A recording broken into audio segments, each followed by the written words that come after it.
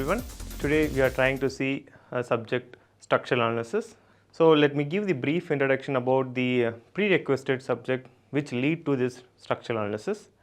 So initially you would have studied engineering mechanics in your second semester, which you are going to study about the rigid bodies. From the rigid bodies you will be studying about the reactions. So if a particular load is coming on the structure, what all the reactions that particular support conditions will generate.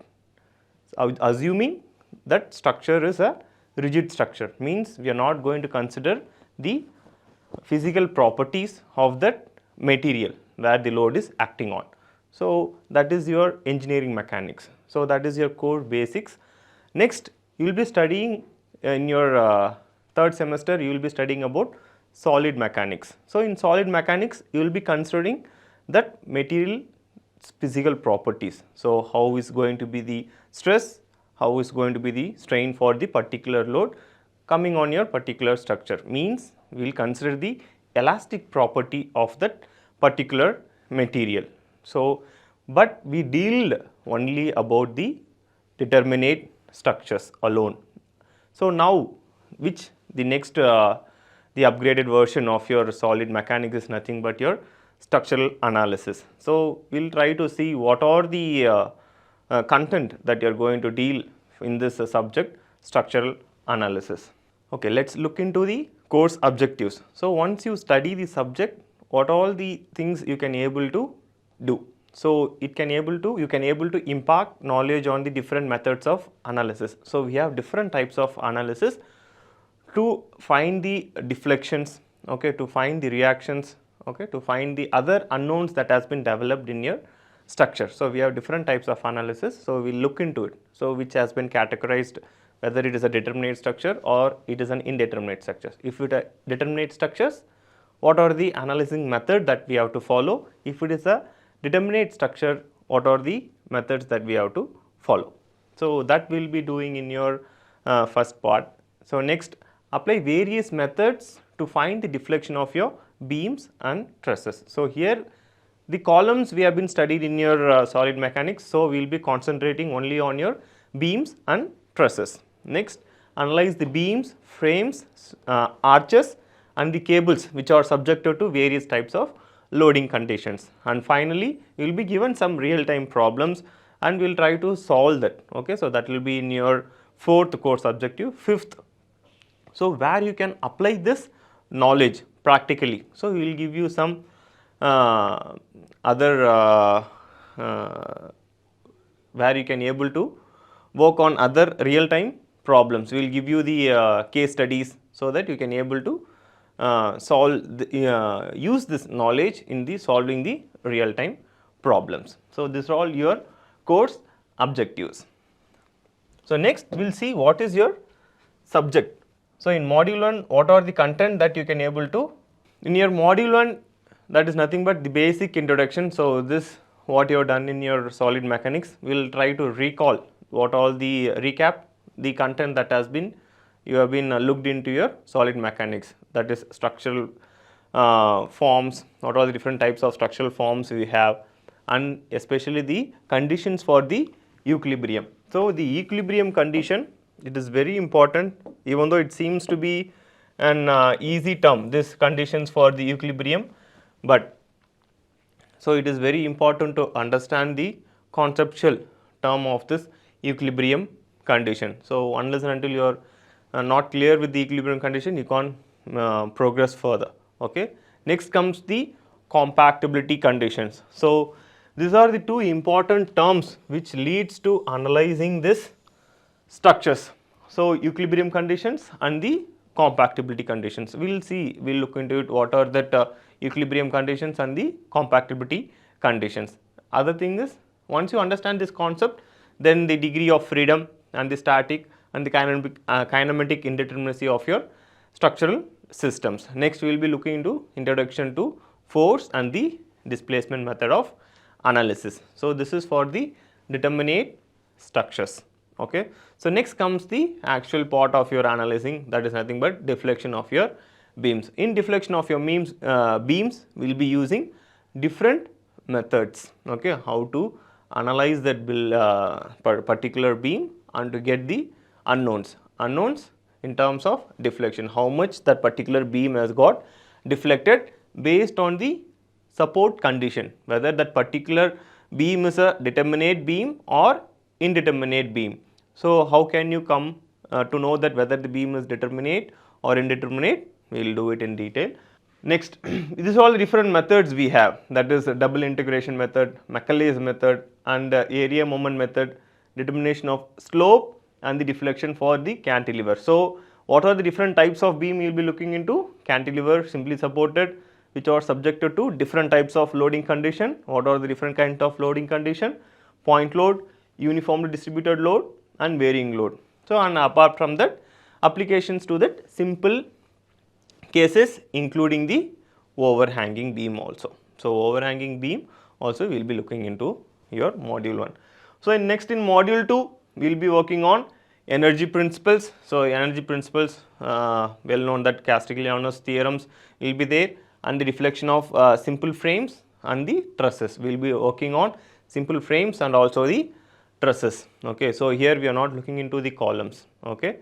So, one more thing, that is dummy unit method, and the moment distribution method we will be looking into the moment distribution method, where it will be helpful to draw your SFD and BMD and the elastic curve. So, for the kinematic indeterminacy restricted to only 3. Okay. So, kinematic indeterminacy which is restricted to only 3, more than that. So, we will not be looking into your UG level. So, we are restricting it your indeterminacy level of till.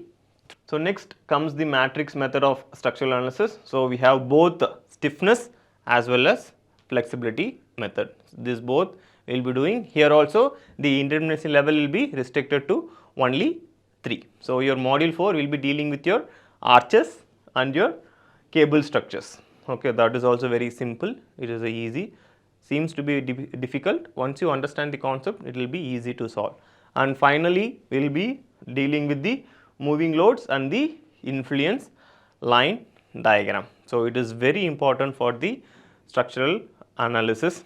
Okay. So, as well as the civil engineers, it is very important. So, once you understand this, so here we have both indeterminate structures as well as determinate structures. So, in structural analysis we have both we will be dealing with. Before we have that isolated subject, but here we will be dealing both determinate as well as indeterminate structures, analyzing both of these structures. Okay. So, let us move into the concept. Okay. Structural analysis. Okay. A structure as it relates to the civil engineering is a system of interconnected members used to support the external loads. This is the basic single line definition for a structure.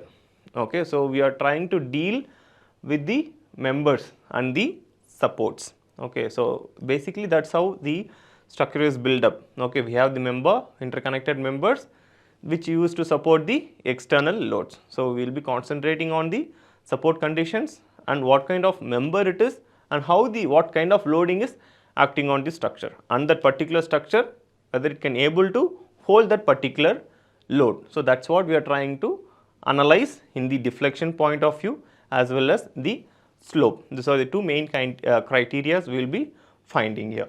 So, structural analysis is a prediction of the response of the structure to the specific arbitrary external loads. What does that mean? So, we will be trying to get the responses of that particular structure in terms of deflection, in terms of reaction, in terms of slope for that particular load acting on that particular member. Next, during the preliminary structural design stage, structure's potential external load is estimated. Okay, next, estimated, and the size of the structure's interconnected members are determined based on the estimated loads. Okay, then the structural analysis establishes the relation between the structural members, expected external load and the structure's corresponding developed internal stresses and the displacement that occurs within the member within its service. So, we will be fixing the service within that service limit of that particular load. Okay, if you are taking some 30 years, 40 years, how the displacement of that particular structure is going to be and what are the internal stresses that might be developed in that particular structure. This is necessary to ensure that the structural members satisfy the safety. First thing is safety, whether that structure can be able to withstand particular amount of load for that particular loading condition. Then the serviceability requirement of the local building code and the specification of the areas where the structure is located. So, apart from the analyzing part, we will be looking into the location condition also.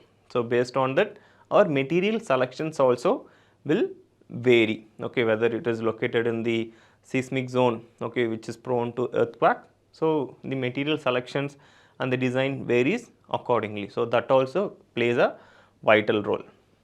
Okay, so what are the different types of structures and the structural member? So, there are several types of engineering structures which includes building, bridges, towers, arches and cables. Members are the component that is made up of structures having different forms of shapes depending on their functional requirements. Okay, so based on the functional requirements, it varies. Okay, if you take a bridge, the support condition varies. So, we have to let the bridges to expand and to contract. So, for that purpose, what kind of support conditions if you give which will not affect the thermal expansion. So, one end should be the pin support and the other end should be the roller support, so that we are letting the beam, letting the duct to expand as well as contract. Okay, so, we will be selecting the supports based on their functional requirements. The structural members can be classified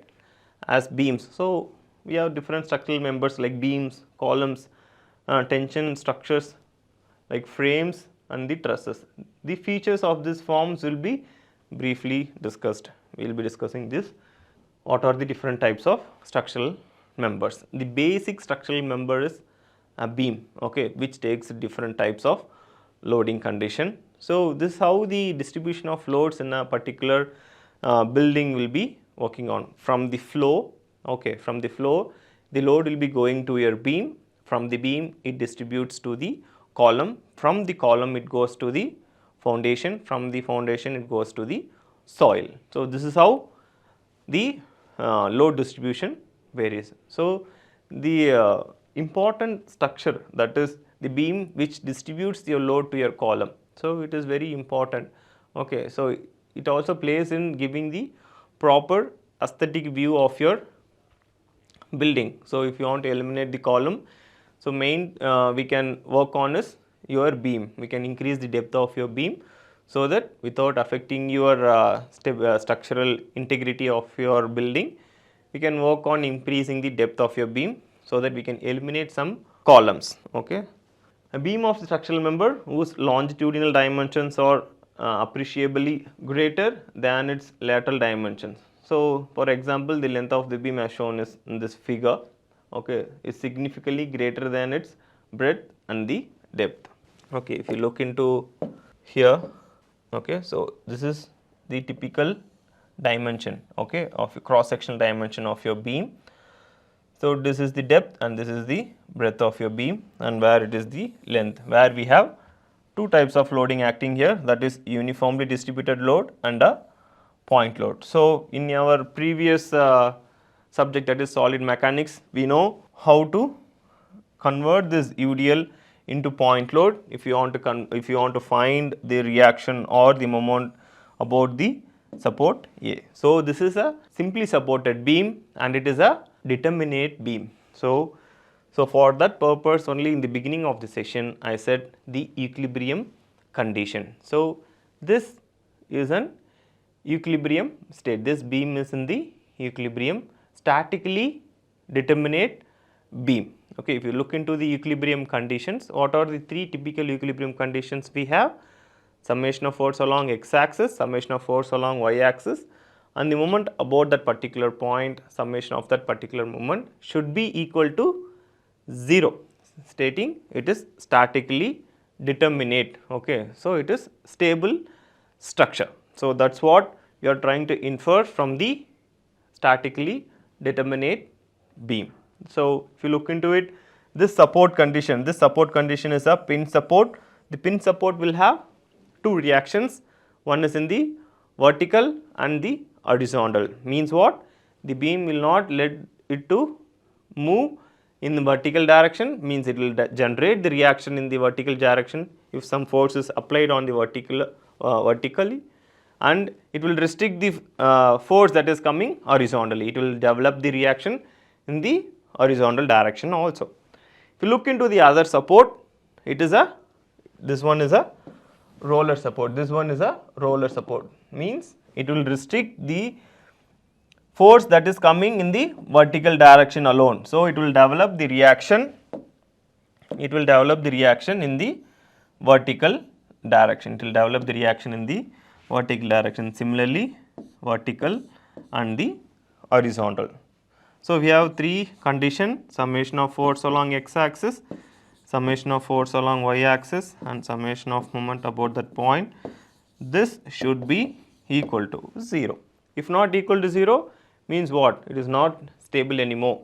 Okay. Suppose if I am having 5 kilonewton here, but it can able to generate the reaction of only 3 kilonewton. If I am having 5 kilonewton coming vertically, means what? It will have the settlement of 2 kilonewton. So, it is not stable. That is what I am trying to say here. It won't be stable. So, it is not in the equilibrium, as simple as that. Next, we have columns and the tension structures. So, from the beam, the load gets distributed to your column. So, we have dealt with the column in solid mechanics. So, we have short column, we have long column. We have discussed about the failure pattern of that column based on their column, whether if it is a long column, it will fail under buckling. If it is a short column, it will fail under crushing. Okay. So, these are two typical conditions of your columns, long column and short column. So, a columns are vertical members that are subjected to axial compression as shown in figure, and we have different types of sections. So, this is typically the steel. Okay. So, it can and concrete. So, in steel we can make different shapes of cross sectional shape. Okay. So, of the column. Then there are also referred to the stud or the stanchion. The columns can be in circular shape, rectangular or square, rectangular in their cross sections, and they can also be of standard sections. So, we have I sections also, channel section, T section, L section.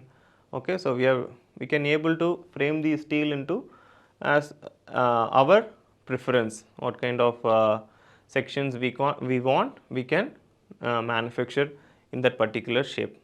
Okay. So, we have build up section. So, these are all the build up sections. So, these are all build up sections, and these are all the standard sections. What is that build up section? So, we have angle sections. Okay. We have angle section on the plane section. So, we are putting up together to make a common section. So, similarly, we have two channel sections, 1 and 2, we are putting together to make a sections, similarly this, and similarly angle section.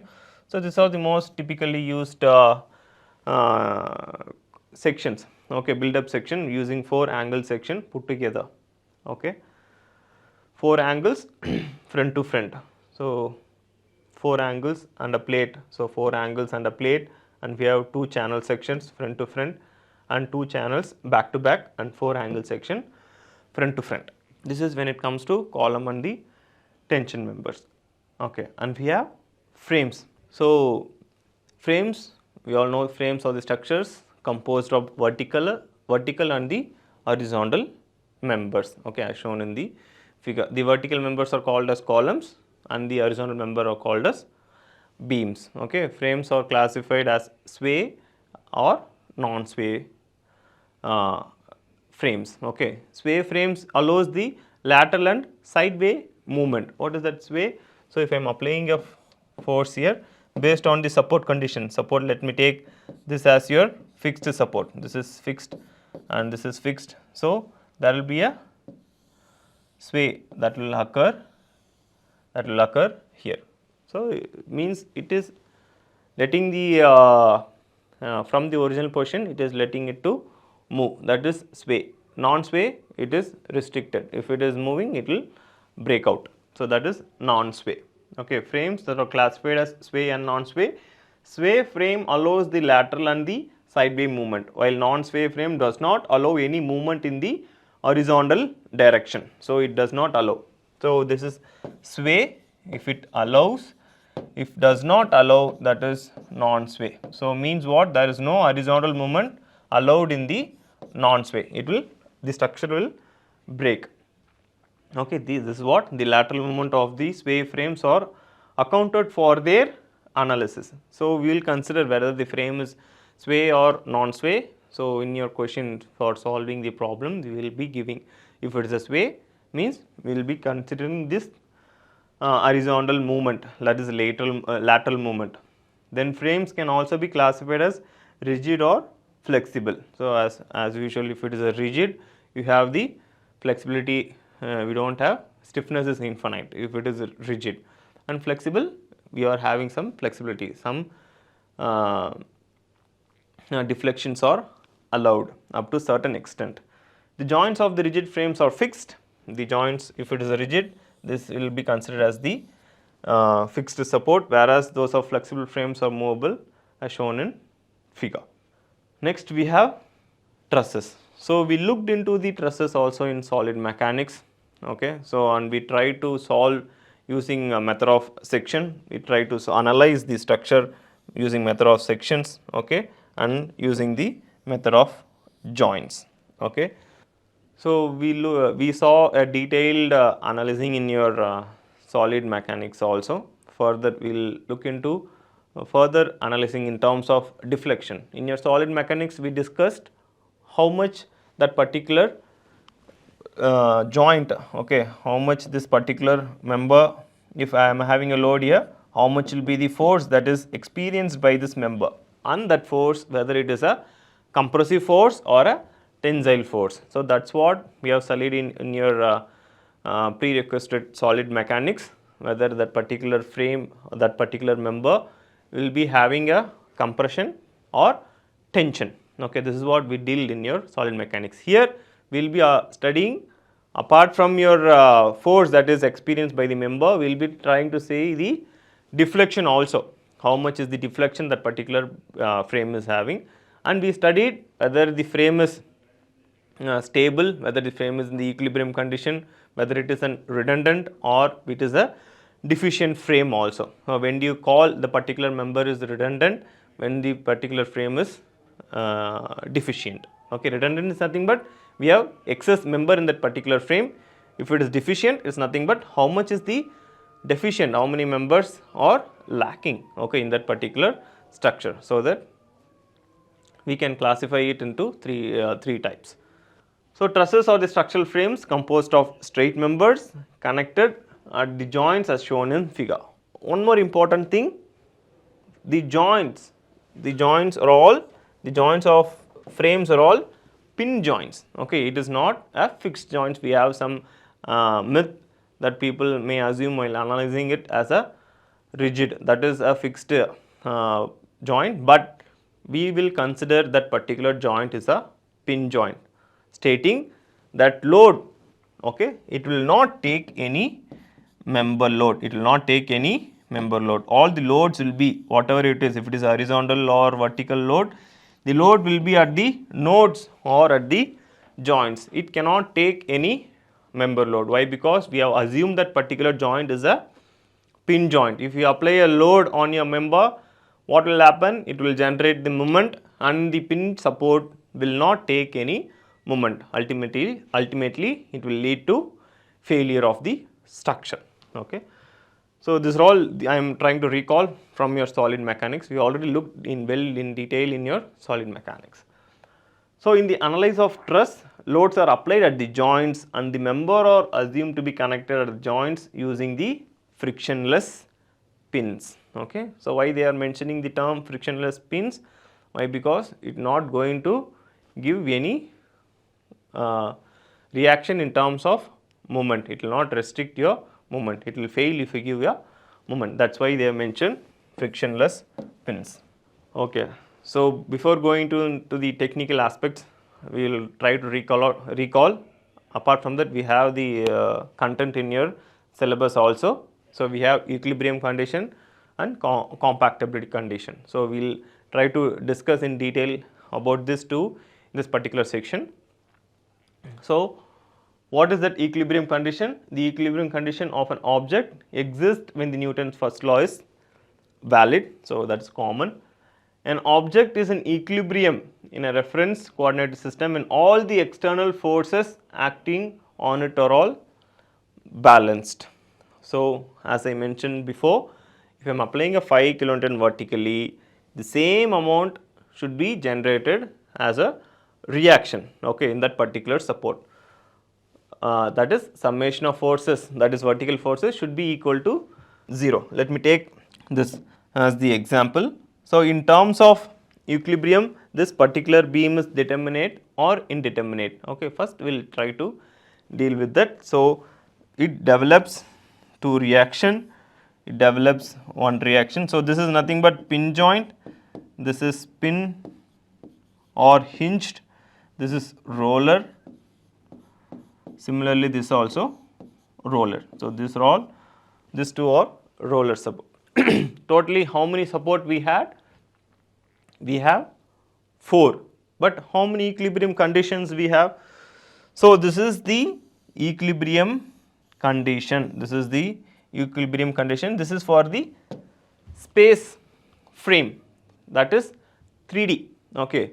So we will have x axis, we will have y axis, apart from that we will have z axis also if you are trying to solve a figure which is having space frame, that is 3D. So but we will be dealing only with the 2D. Okay. So 2D means only what are the things will be visible, we will have x axis as well as y axis. Okay. So we are not bothered about the z axis.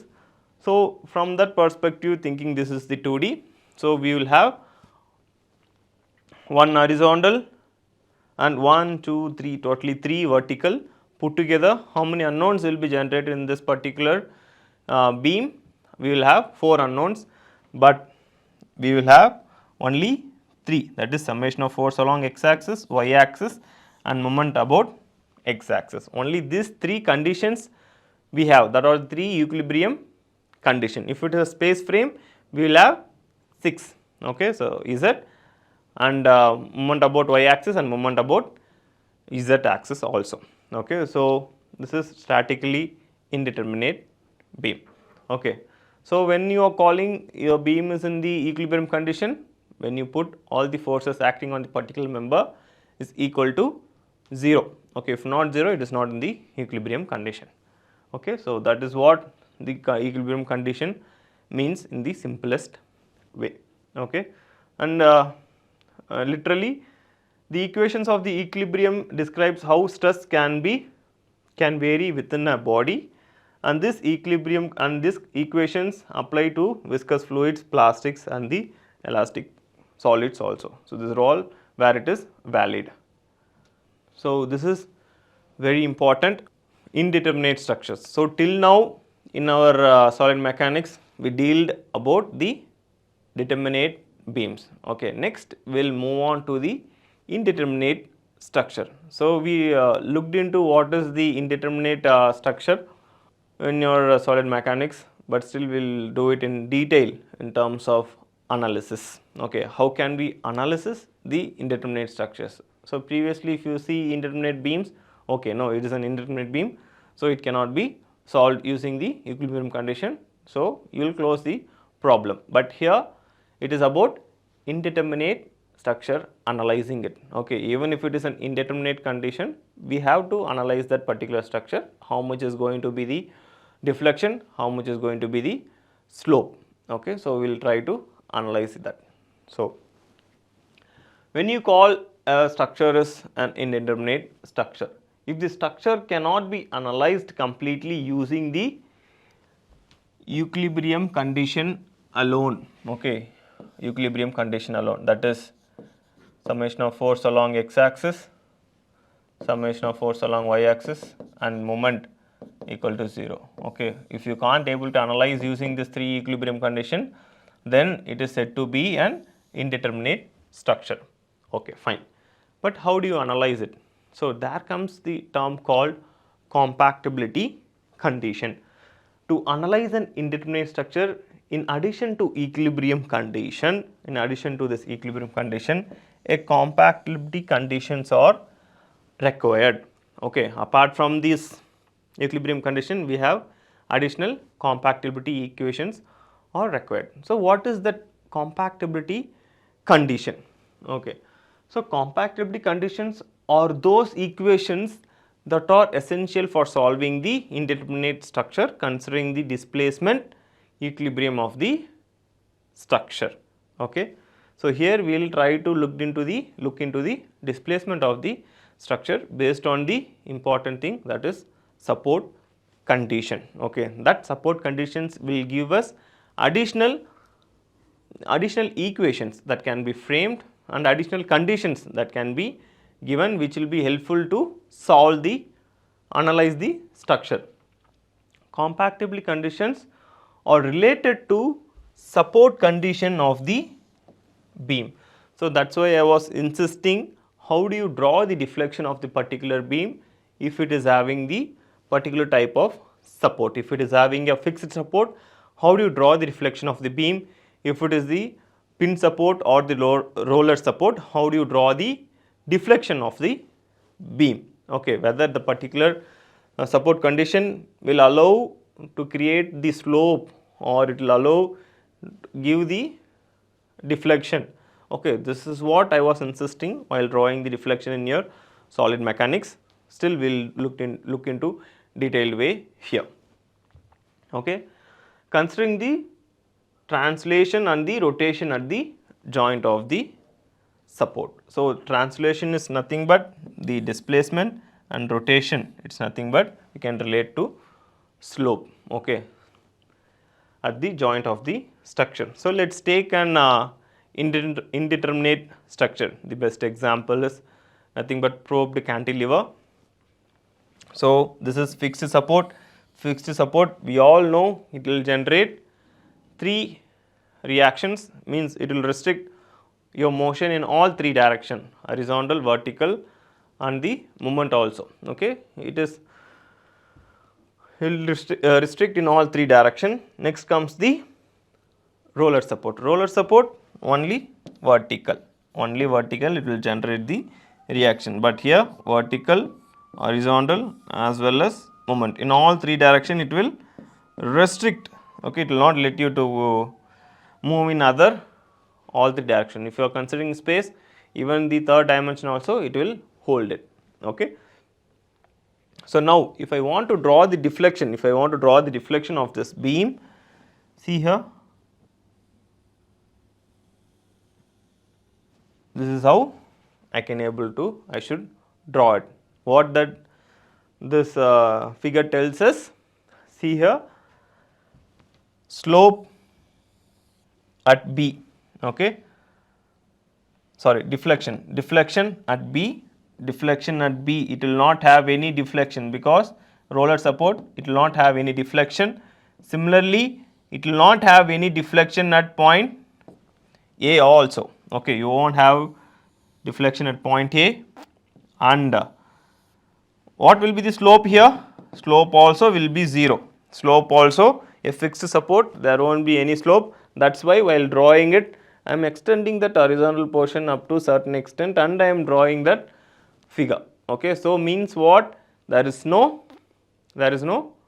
slope or deflection will be generated if the support is fixed support. So, if it is roller support or pin support, you will have slope, that is theta. Okay, we will have theta. So, the conditions that we get is deflection at B, that is deflection at A will be 0. Similarly, slope at A will be 0 and the deflection at B will be 0. That is what it has been given here. So, based on the support condition, we will try to develop the other conditions. So, that is nothing but the compactability condition. So, let me draw then another figure. So, before going to that, let me draw the other figure, simple. Okay. Let me draw the, instead of taking frame, let me draw the beam itself. Okay, I will draw the beam.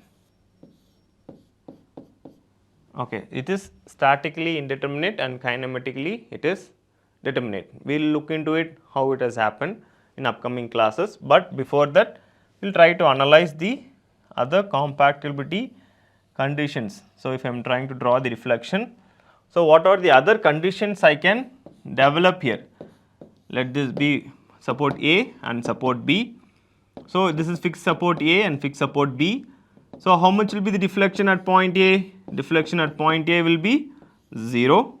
Similarly, slope at point A will be 0.